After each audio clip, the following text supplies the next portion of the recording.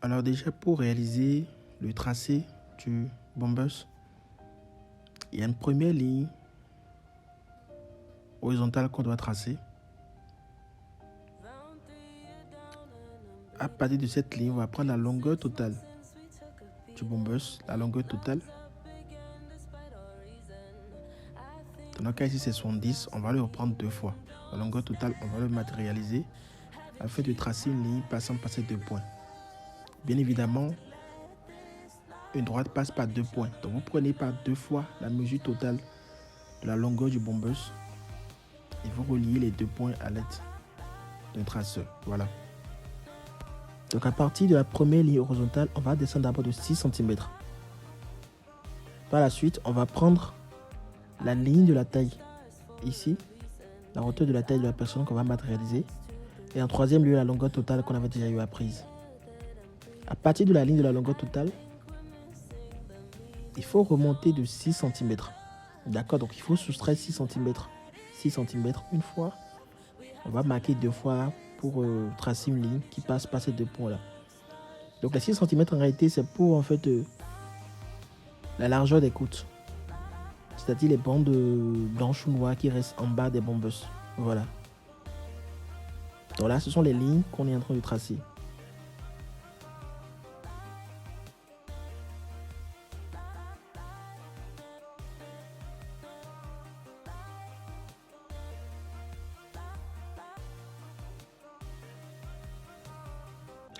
Ici, on va tracer la ligne de la taille. Donc à partir de la ligne de l'épaule, on va prendre la taille de la personne.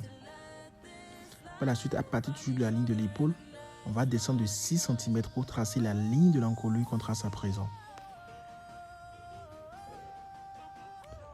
Par la suite, on va prendre l'encolure de la personne divisé par 6. Tout d'encolure divisé par 6. Dans notre cas, c'est 7 cm. On va matérialiser 7 cm ici. 7 cm ici également. Par la suite, à partir de la ligne de l'encolure, on va descendre de 2 cm en bas. 2 cm en bas, il faut bien suivre. Et tout ce qu'on aura à faire, c'est de tracer un petit carré comme ceci.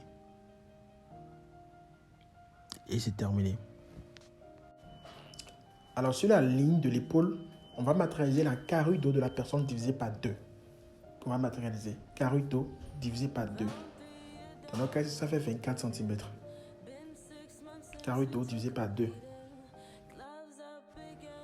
Maintenant, nous allons matérialiser la ligne de la manchure. La ligne de manchure, pour la voir, il faut juste faire le tour du bras de la personne divisé par 2. Et on commence par prendre la mesure à partir de la ligne de l'encolure. Attention.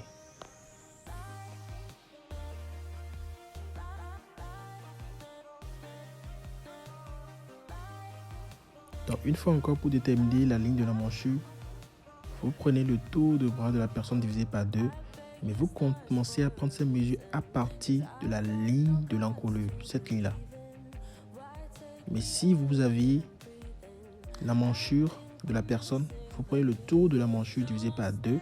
Et là, vous commencez par prendre la mesure depuis la première ligne, c'est-à-dire la ligne de l'épaule en réalité. Voilà. La valeur carrée du dos divisé par 2, on va reprendre cette même valeur au niveau de la ligne de la manchure et marquer. Par la suite, joindre les 2 points par une droite. Une droite qui va passer par la première ligne, la ligne de l'épaule, la ligne de l'encolure et la ligne de la manchure. Mais à la distance qui sépare la ligne de la manchure et la ligne d'encolure, on va diviser cette valeur par 2. Marquer le milieu comme ce qu'on fait là exactement. Par la suite, il y aura une ligne qui va passer par ce petit point-là. Et cette ligne est appelée la ligne de la carrure devant de la personne. Ligne de la carrure devant de la personne. Donc sur la ligne de la carrure devant qu'on vient de tracer, on va matérialiser, on va prendre la mesure carrure devant de la personne. Carrure devant, on va prendre cette valeur divisée par 2, bien évidemment, qu'on va matérialiser ici. On va tracer une ligne comme ceci, d'accord? Tout simplement. Par la suite, au niveau de la ligne de l'épaule, on va descendre de 1 cm. D'accord, 1 cm. Et relier en fait les 2 lignes, comme ceci. Donc, on descend de 1 cm au niveau de la ligne de l'épaule.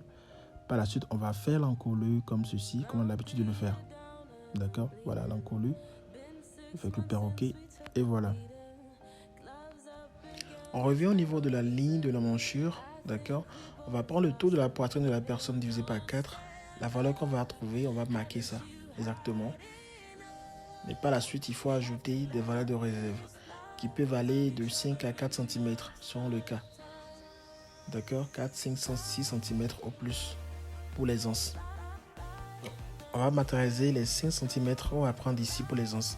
Donc après avoir matérialisé, bien évidemment, toute poitrine divisée par 4, on va ajouter 5 cm d'aisance. Et maintenant, former voilà, l'emmanchure, bien évidemment, comme c'est fait là. Vous voyez? Très très facile à faire. Une fois terminé, on va prendre la valeur, d'accord, d'ici, au niveau de l'emmanchure, la valeur qu'on trouve exactement, c'est-à-dire toute bassin divisé par 4 plus aisance. On prend cette valeur qu'on va rapporter au niveau de la ligne, en fait, des côtes en réalité. Donc pour faire simple, au niveau de la ligne de la manchure, on avait pris toute poitrine divisé par 4 plus aisance. Cette même valeur, on va reprendre ça au niveau de la ligne de la longueur totale et de la ligne en fait délimitée par les côtes. Une fois que c'est fait, une fois que c'est réalisé, au niveau de la ligne des côtes, on va entrer dedans de 2 cm environ. D'accord, 2 cm. Voilà. On va tracer une ligne là. Les 2 cm, on entre de 2 cm. Pourquoi? C'est déjà pour éviter que le bas soit trop large en réalité. Le bas du bomber soit trop large. Maintenant, nous allons réaliser la poche. D'accord, on va matérialiser la poche sur le patron. Il faut dire que pour la poche elle peut être droite. D'accord, elle peut être une poche droite. Ou alors elle peut être une poche penchée. D'accord. Donc on va vous montrer en fait les emblèmes sur un bomber tout de suite. Vous allez voir. On a réalisé à ce niveau-là une poche qui est bien évidemment droite. Une poche qui est droite. Là, c'est le bombus, vous voyez, là, la poche, elle est droite, tout simplement. Quand on parlait en fait de la ligne des côtes, vous voyez, c'est en noir. La partie est noire en bas, en fait, c'était la partie réservée. On a laissé les 6 cm en réalité, vous voyez, ça c'est un bombus.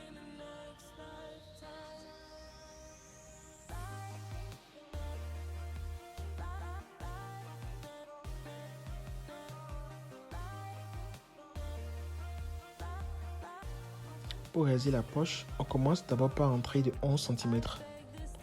11 cm. D'accord. Au niveau de la ligne des côtes, ici on va entrer de 7 cm. Parce qu'on voulait faire ici une poche penchée, pas une poche droite. La poche qu'on voulait faire ici est une poche penchée. Si c'était une poche droite, on allait prendre 11 cm, 11 cm.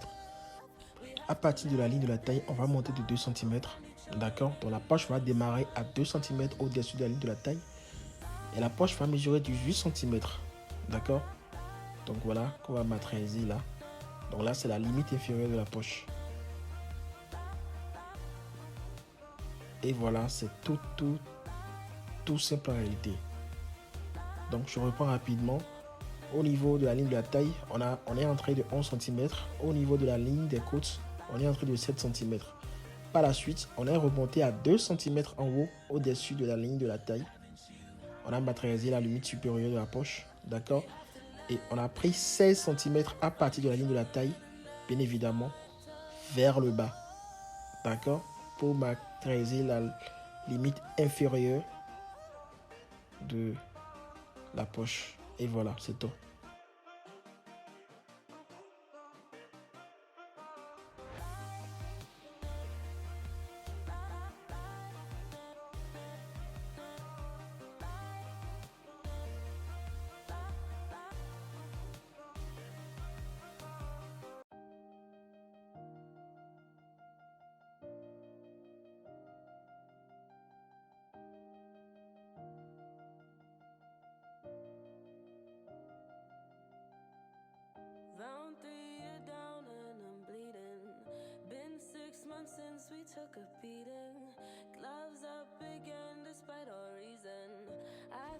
Donc là, on vient de finir le tracé de la partie avant.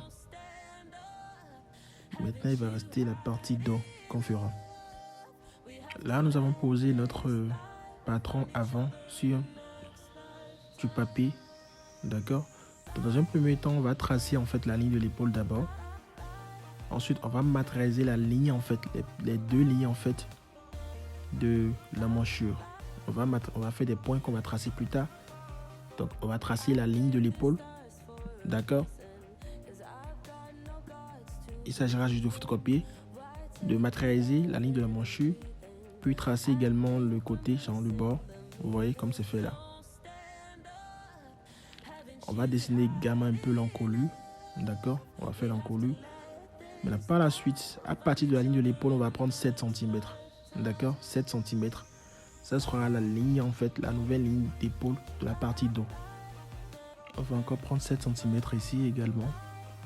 Et à l'aide du traceur, on va tracer une ligne qui passe bien évidemment par ces deux points. Et on va couper.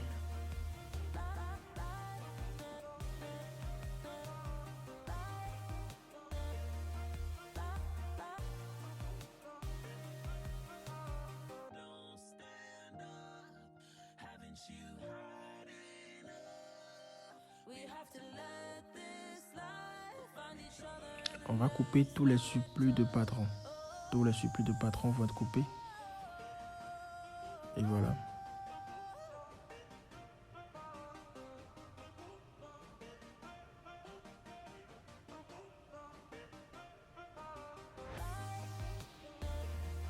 Donc on coupe tout droit.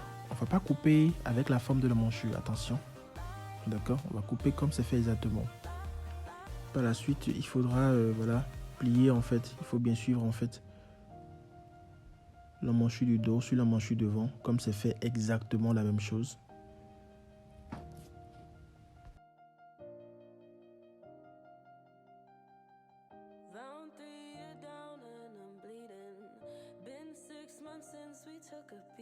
On va commencer à réaliser un cran au niveau de la limite de l'encolure de l'avant.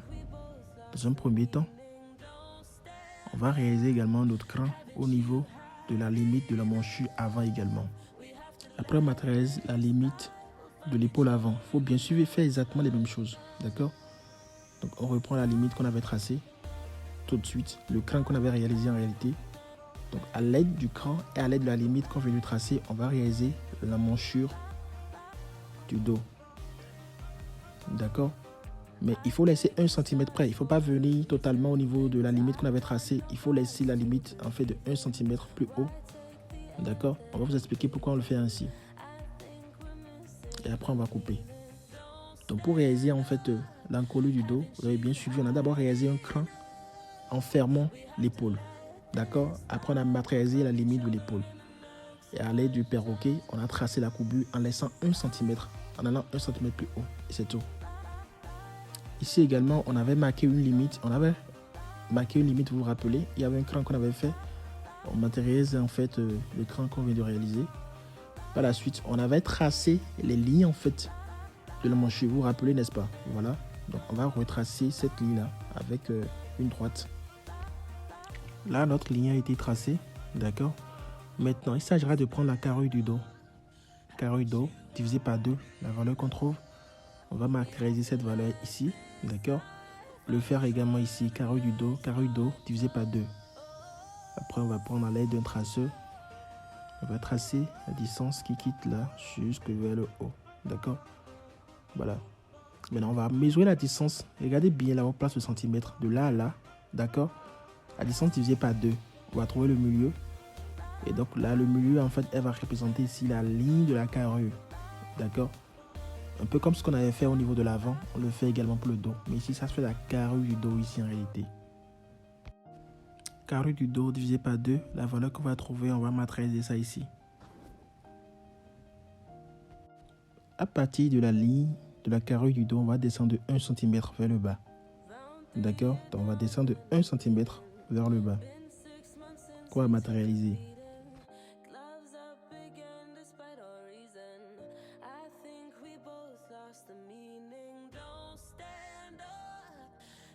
Une fois qu'on est descendu de 1 cm, à l'aide du perroquet, on va joindre là, là et là. Donc on prend le perroquet, on va joindre ces 3 points là. Il faut suivre attentivement ce qu'on fait, vous allez voir. Le premier point marqué en haut, c'était la limite en réalité, d'accord, du carreau d'eau. D'accord, carreau d'eau divisé par 2. Et ainsi, on vient de finir le tracé de la partie dos du patron, du bombus. Donc rien de vraiment compliqué, c'est très simple. Il faudra juste suivre les instructions, d'accord, suivre tout comme c'est fait, faire la même chose avec les mêmes indications et c'est terminé. Une fois que nous finissons les 2 patrons, on va joindre les 2 comme ça, d'accord, il faut bien suivre. Je vais joindre les 2 comme ceci, d'accord, histoire de mesurer en réalité les manchures.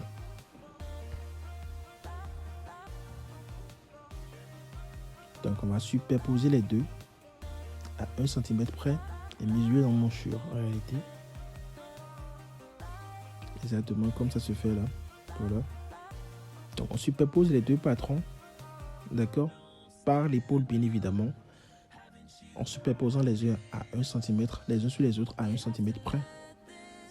Ici, la manchure donne 52 cm. Voilà. Mais on va réaliser maintenant la manche. Alors ici, nous allons faire le tracé de la manche du bombus en réalité. Il faut dire qu'on va d'abord prendre la longueur totale de la manche.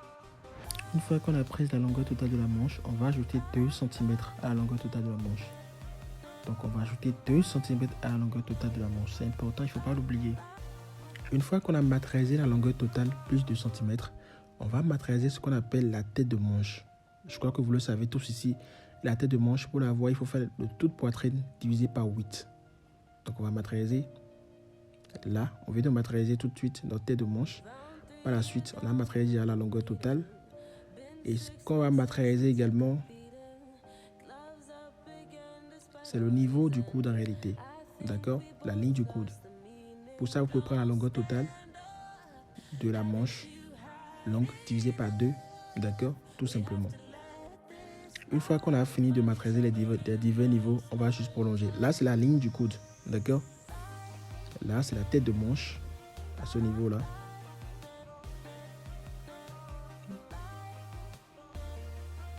Là, nous avons la ligne de l'épaule en fait de la manche. D'accord? La première ligne horizontale. Au niveau de la ligne de tête de manche, la ligne là, celle-ci, on va prendre toute poitrine divisé par 4. La valeur qu'on trouve moins 1. Qu'on va matérialiser. On a déjà matérialisé. Maintenant, on va joindre cette ligne-là, d'accord, jusqu'au niveau de la ligne de l'épaule. Comme ceci. Si vous suivez. Une fois cette ligne tracée, on va mesurer cette ligne et la diviser par 3. Dans notre cas ici, c'est 24. 24 divisé par 3, ça fait 8. Donc, on va prendre 8 cm, 8 cm, 8 cm.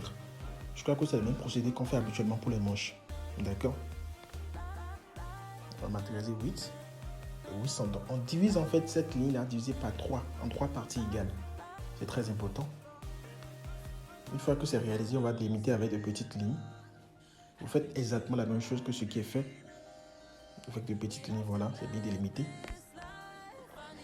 Donc, au niveau, à ce niveau, on va descendre de 1,5 cm. D'accord?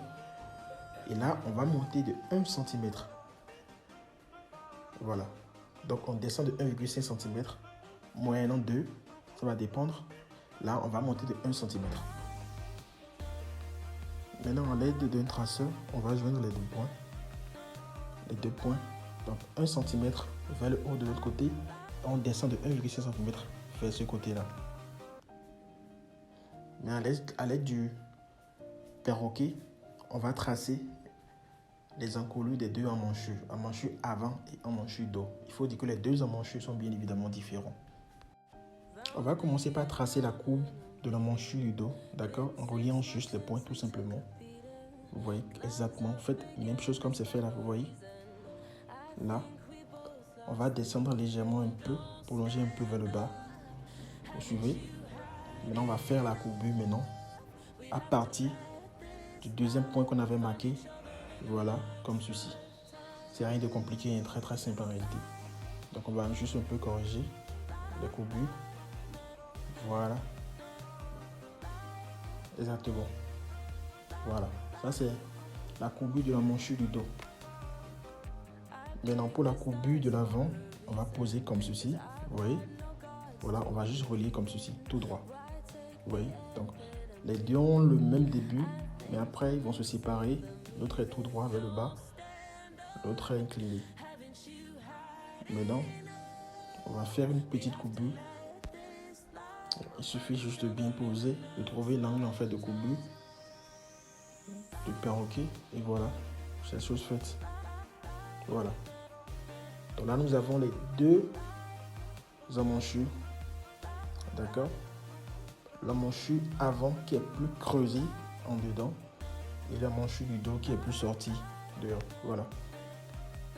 Une fois qu'on a fini de réaliser les deux courbures des deux emmanchures avant et dos, il faut mesurer les emmanchures pour voir quelle valeur elles font en réalité afin de les comparer à la tour de l'emmanchure qu'on avait prise sur le patron directement. Vous vous rappelez, en mettant les deux patrons ensemble superposés via l'épaule.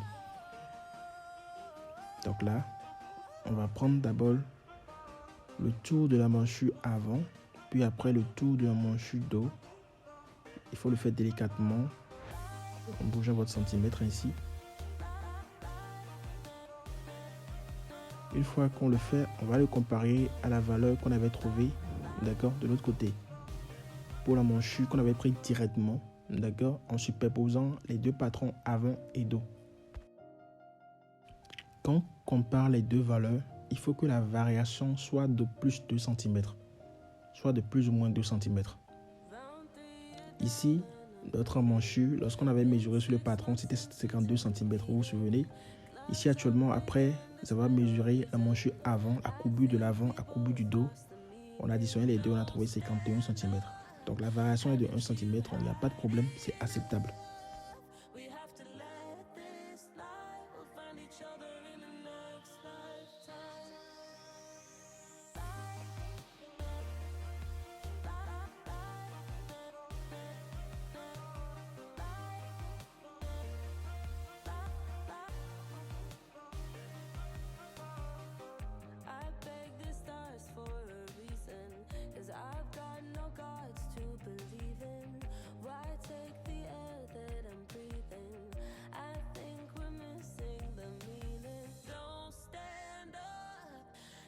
You had enough.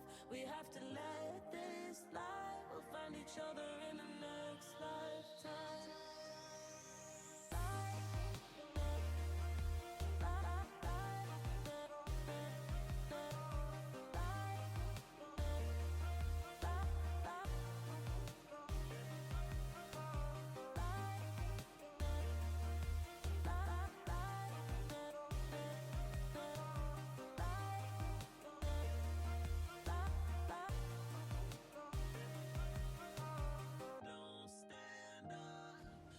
Au niveau de la ligne du coude, on va prendre le tout du coude de la personne divisé par 2. D'accord? On va ajouter une aisance de 2 à 3 cm environ, comme valeur d'aisance.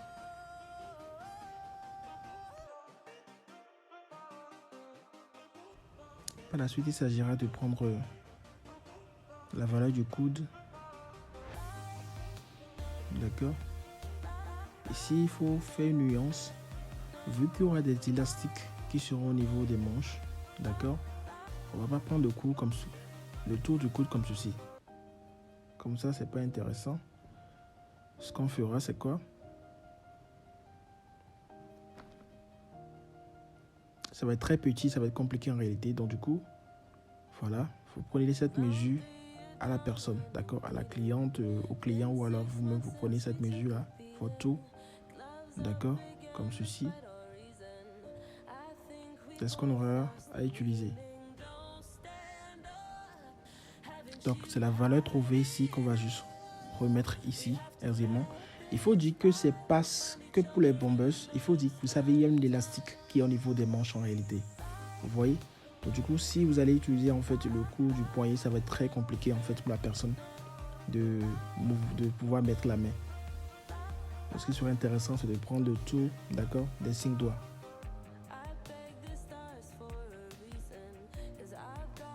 Donc là, on vient de terminer. Tout ce qui va rester à faire, c'est de joindre en fait les lignes en fait.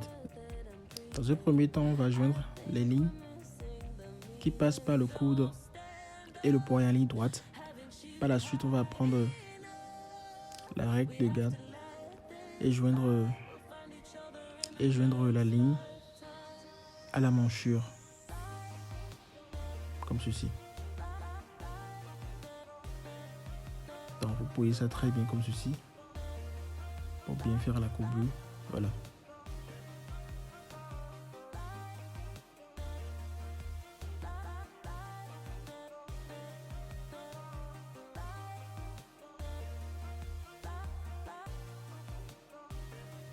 Faudrait pas l'oublier, lorsqu'on est en train de tracer en fait la manchure, il faut tracer suivant la manchure du dos.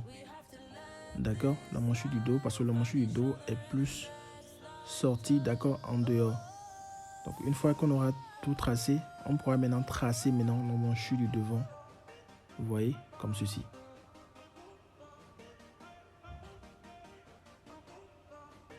Et c'est tout, la manche, elle est faite. Très simple en réalité.